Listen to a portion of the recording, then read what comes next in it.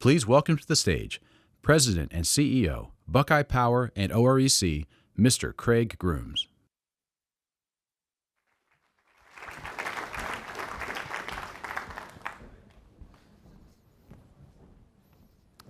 All right, well, good afternoon. We're almost there. Thanks for sticking it out. I hope to be short and sweet, wrap things up. Let me go ahead and just get into things. So here's my list of items. So, we just finished our fiscal year 26 year. So just a quick highlight of that year. It was very successful, had a lot of highlights. So I want to make sure you all are aware of those.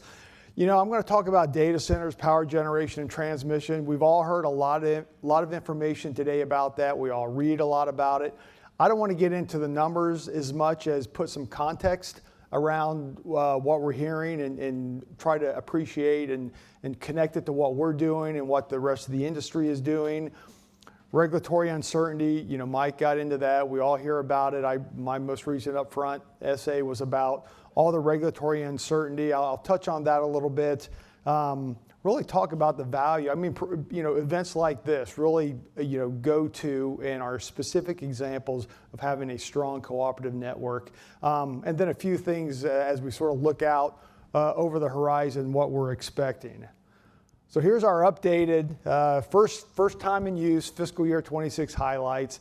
Very similar to what you've seen in the past. Over the next year, you'll probably see several other PowerPoint presentations that include this. So a summary of the co-op members and Buckeye Power. Again, I know you all know that we serve about 1 million Ohio residents.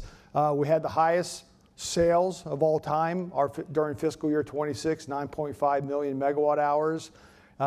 We continue to return in capital credits. We've done that on an annual basis. A lot of states don't have a similar track record.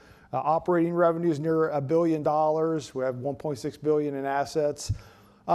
And then some highlights specifically during the year, and you may have heard from your Buckeye or OREC representatives about the action that the Buckeye Power Board took, really because we had the flexibility. We saw some costs lower than expected. We received some higher revenues in certain areas, higher than expected, and allowed the board to take action. And through the Buckeye rate, the G&T rate that is used for all of the co-ops in Ohio, they were able to return nearly $68 million in excess revenue back to your members. And again, I think it's a great example of being self-regulated, being able to respond quickly when conditions change. And that was just a positive outcome of the year. And then the bottom right is just a highlight of our generation capacity. So we're the generation and transmission cooperative. We arrange for transmission, but we provide mostly own and operate generation. And as you all know, we have a mix of coal, natural gas, some renewables, primarily hydro, and over 2,300 megawatts of generation capacity to serve a peak load and instantaneous maximum load of about 1,900 megawatts. But we know, and I want to make sure I recognize this probably doesn't mean a lot to your members. They care about reliability. We had storms today. We know there was a call for mutual aid. And so this is something we can talk about, but I recognize that your members care about how high their power bill is, how good reliability has been. We strive to make sure the transmission component is as reliable as possible. But I do recognize that your members at the end of the line care about what's my power cost and can I turn my lights on? And so I don't want to forget that. So the data center challenge, we're inundated with information about data centers. And I don't want to spin a negative or a positive to this current set of facts, I'll call them, but we all recognize what's going on. So across the PJM region, which includes Ohio, and really across the country, we continue to see a lot of data center development. This map in the top left is really just something that's publicly available. The green dots are planned data centers. I think the orange dots are existing data centers. I think most of us are aware of what's going on in Ohio, particularly east of Columbus. Northern Virginia may be Data Center Alley, but we're something in Central Ohio as well. And the big concern has been, and Tim talked about it this morning, Mike touches on it, we're seeing this data center construction, and it's been separated from the supply side, right? A lot of load coming on the system, not a lot of new power generation coming onto the system, and that's directly related to the regulatory structures that have been put in place over the last 20 years. Matt asked a question earlier today, who's responsible for reliability? And I think we all understand it's a shared responsibility. There's no Office of Electric Grid Reliability, Bob Smith in an office that we can all call if we have a problem. It's shared between the federal government, between the state government, between co-op boards, between Buckeye boards. It's a shared responsibility. PJM under FERC is responsible for power grid, interstate operations, wholesale markets. The states have been delegated retail authority, except for the co-ops, and it's governed by our boards. So there's been a separation of powers. And then you get, it's even more complicated because states like Ohio and New Jersey and Maryland have deregulated the retail business for investor-owned utilities, and they've really given up control for generation development. That under the Federal Power Act, the intention was that the states would plan for and permit and site and help site new generation. And so that's where we're having this conflict that we're working through right now. So changes are coming. We've been trying to communicate that. FERC has issued essentially what we call a show cause order telling PJM and the other RTOs, you need to show us how your interconnection tariff that governs how large loads interconnect to the grid, how those are just and reasonable. We don't think they are, and if they aren't, you need to come up with some new rules to help. One of them is to address this backlog that we all hear about, the hundreds of thousands of megawatts of data centers that want to interconnect. FERC is telling the RTOs, you need to have a better process, and you need to make sure all of the cost associated with these large loads gets allocated to those large loads. So we're going through that right now. At the same time, PJM is reforming their capacity market. So again, PJM is the grid operator. They do transmission planning, they manage power flows, they dispatch power plants to make sure there's enough supply, but they don't plan for power supply, they don't site power plants or generation. And so states like Ohio have said, well, we've deregulated our electric industry, we don't plan for power generation, we're gonna point to you, PJM, to figure this out for us. And that circular reference, the pointing of fingers, has come to what I would say a dead end, and PJM has been forced to develop some new processes to help produce new power generation across the footprint to help serve load. We're in the middle of all that right now. One thing that we at OEC and our board have done over the last year is to introduce, and the board approved a new data center tariff. And really the intention was, we've been living through this for a good 2 years, this dynamic of more load, not enough generation coming online. And so working with the board, we said, well, we should at least carve out, we have 2,300 megawatts of very valuable generation that your existing members have paid for. We should preserve and protect that for those members.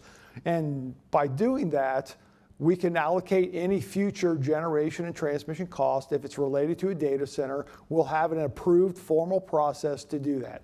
So that's what we've done, is we maintain our existing A rate, preserve our existing generation for the benefit of your members, and then for any new data center, we'll set up a process to allocate new generation and transmission costs. And the other thing that we've been talking about that I want to address, Mike put up a lot of, big numbers. Tim did as well. The bottom left is a couple charts that PJM produces. Shows, really the message is a lot of load related to data centers requesting interconnection. I want to step back and I'm a former system operator. I have a pretty good understanding of what grid operators are thinking about when they're out there dispatching power generators and managing power flows. The grid, whether it's PJM, a standalone transmission company, other RTOs, they are not going to blindly connect new loads that they cannot reliably serve, and which would negatively impact the rest of us.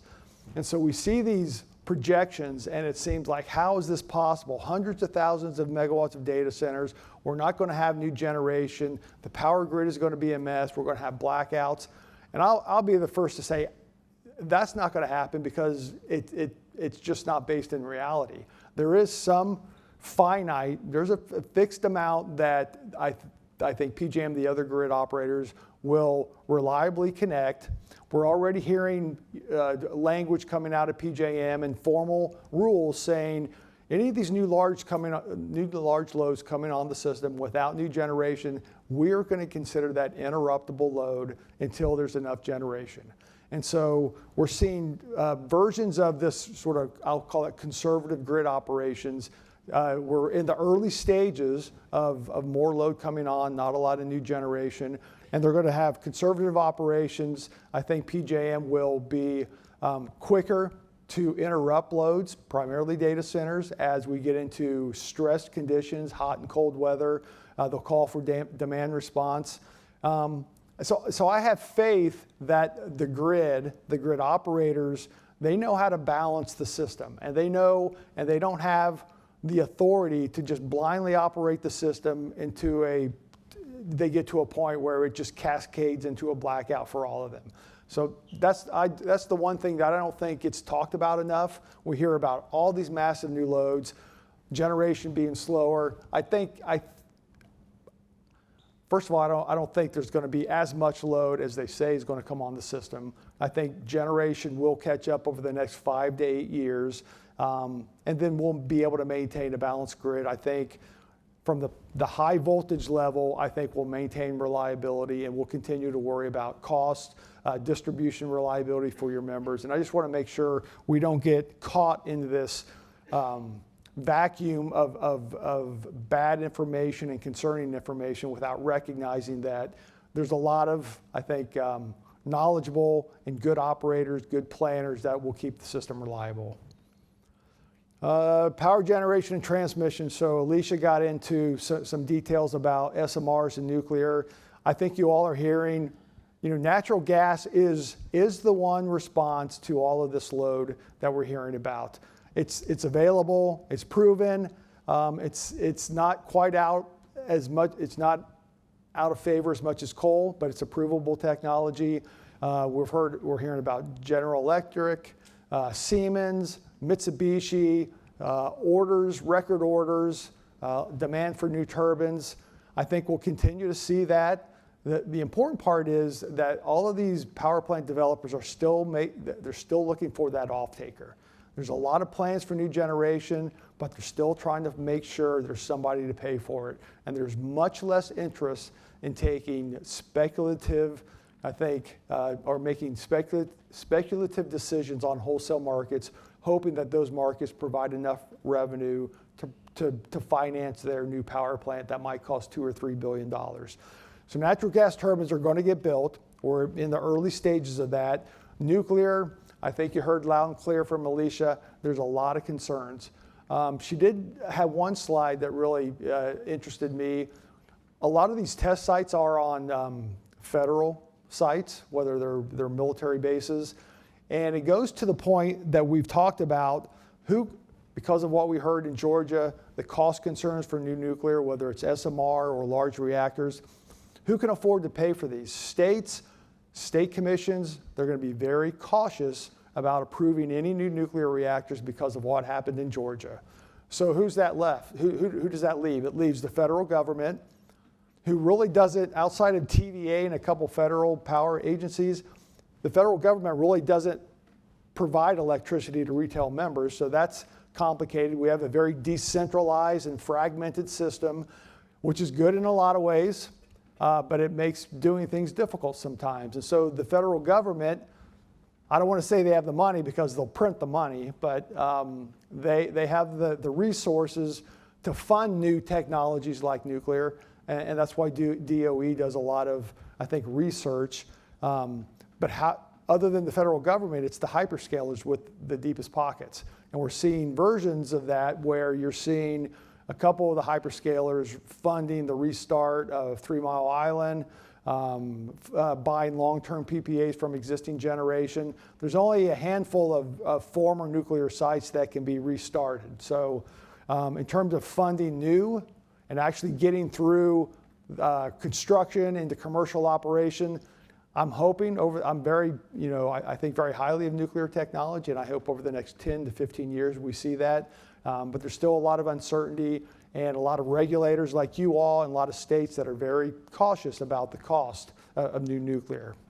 And then transmission, again, I mentioned PJM they're able to respond to new load requests by building new transmission. And that's what we see them doing. We know about a lot of data center loads in Northern Virginia. You can see the corresponding amount of transmission that is planned.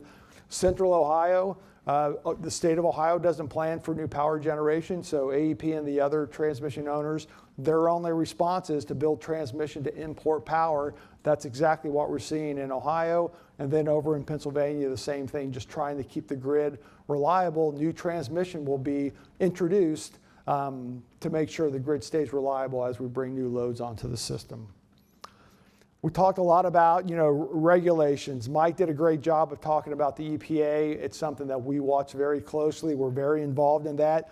We're hopeful that the greenhouse gas and the ELG rules will be repealed over the course of the balance of the year. I talked a little bit about the federal and state, whether it's agencies, whether it's new legislation. We have federal legislators with a handful of bills introduced. We have state legislators with a handful of bills introduced, hoping to address the resource adequacy and the data center concern, but they can only do so much in a vacuum or by themselves. And then FERC and PJM, I touched on that. FERC has introduced new large load interconnections, trying to streamline the process, making sure that large loads and data centers pay for what they're asking for from the grid. And again, we get so focused on what's happening with power supply, what's happening with transmission, and I never want to forget really the value of us getting together and working closely together, the benefit of being able to do that. I hear all the time that people outside of the co-op industry appreciates what we have and how we can interact, whether it's at the distribution level, whether it's at just the state level like this, whether it's the G&Ts getting together to share best practices and ideas. If one G&T experienced something, they can share their experience with us and help us implement those features. And so it's very, very beneficial, and we can never forget how valuable that is. And I'm really proud of what we're doing in terms of the statewide services. Cold is doing as good as it ever has. A lot of students attending, and hopefully it's helping you all out. We hear about a lot of interest around the country. They want to come visit. They want to hear about the line worker training facility in Ohio. And so we need to appreciate our leaders 10 years ago who stood that up. And then it's on us to make sure we keep a good thing going. Mutual aid, 2025 was a great year, but it's driven by reasonably good weather. We had some difficult weather earlier this year, several occurrences of mutual aid being needed to help distribution co-ops get their system back up and running. I think we had a little bit of that today. I think I heard South Central ask for mutual aid. We can't forget how valuable that is. I hear, actually I was at a conference and I hear about distribution co-ops in various parts of the country who have said, hey, I don't need to be part of a statewide network anymore. I don't need to be part of NRECA. I'm pretty smart. I can just do things on my own. And then they run into problems. They're like, oh, what about my brethren co-op? Can you help me out? And they're like, oh, I forgot. I told you I didn't need you. So we can't forget how valuable that is, sticking together, maintaining this network, because you never know when it'll be needed. And then new leaders. We have several new leaders stepping up. And that's one of the reasons why we have such a strong training and development program, is making sure our staff members have the skills needed to do their jobs well, but also to prepare new leaders to step up when people retire or go elsewhere. And that's exactly what we're seeing. Legislative efforts. Over the last year has been as busy as I've ever seen. Our legal, our government affairs group have been at downtown Columbus or speaking with people in Columbus more than they ever have. really around these large load data center concerns and resource adequacy concerns. So we continue to advocate for what makes sense for electric co-ops in Ohio, but also what makes sense and what is just considered good utility practice, trying to influence our legislators, our regulators to make sure they make good decisions as they put in new policy. In my wrap up, sorry I'm speaking so quickly, I just don't want to hold you here any longer than I need to.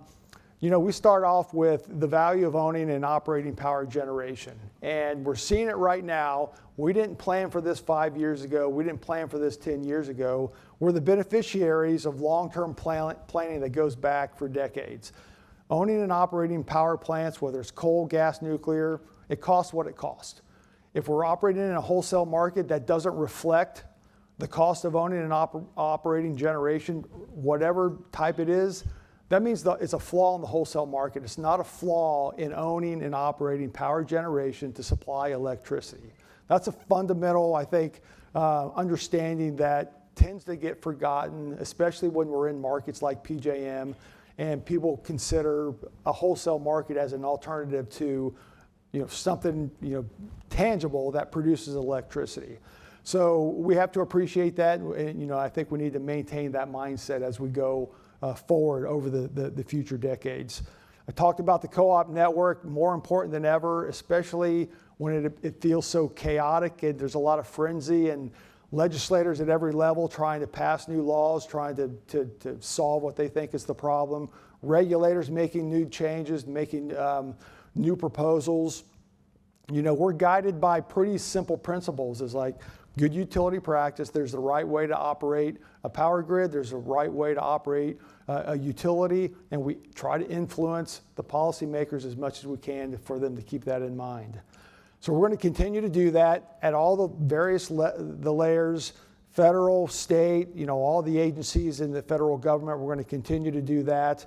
And as I said, we're the G&T, and you're the distribution co-op, and we need to produce electricity to deliver to your members in whatever form that is. And we'll continue to plan for incremental generation additions as needed over the next 5, 10, 15 years, whatever it is, to serve whatever member it is, whether it's a residential member.